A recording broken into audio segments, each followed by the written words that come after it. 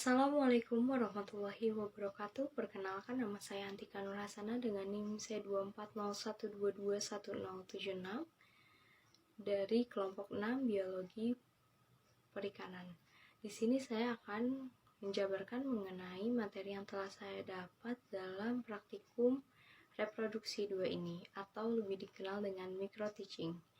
Jadi praktikum ini sebenarnya bertujuan untuk mengetahui jumlah telur ikan yang telah masak, mengetahui ukuran telur ikan, untuk mengetahui perkembangan individu menjelang pemijahan, dan menduga produktivitas dan potensi produksi dari kelompok ikan.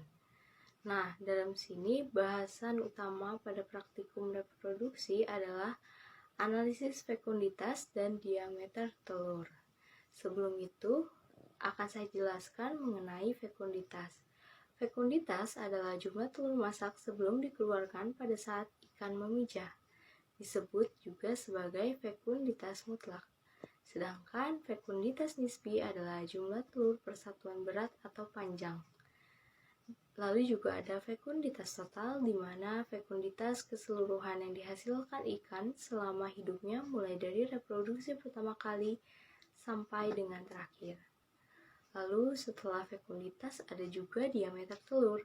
Diameter telur adalah garis tengah atau ukuran panjang dari suatu telur dengan mikrometer yang berskala sudah di tera.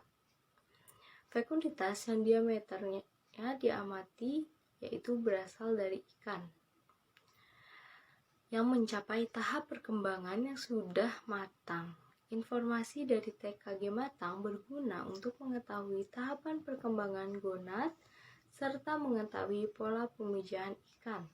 Selain itu, proses atau kebiasaan pemijahan ikan juga dipengaruhi oleh kondisi lingkungan.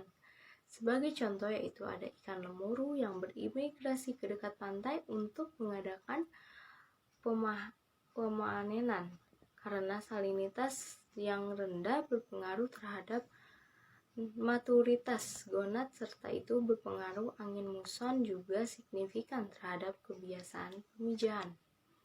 Fekunditas pada perairan ikan air tawar jauh lebih rendah daripada fekunditas ikan di laut atau ikan yang berimigrasi. Fekunditas individu bukan merupakan gambaran dari kapasitas reproduksi suatu populasi ikan, karena fekunditas suatu stok tidak hanya bergantung pada individu, tetapi juga waktu ikan, matang gonad, serta periode dan frekuensi pemijahan. Lalu di sini kita dibagi menjadi beberapa kelompok atau sesuai dengan kelompok masing-masing. Kita melakukan praktikum di mana diberikan sampel gonad, ada 3 buah sampel, lalu kelompok kita dibagi menjadi 3 tim, dan masing-masing tim akan membagi gonad tersebut menjadi bagian anterior, middle, dan juga posterior.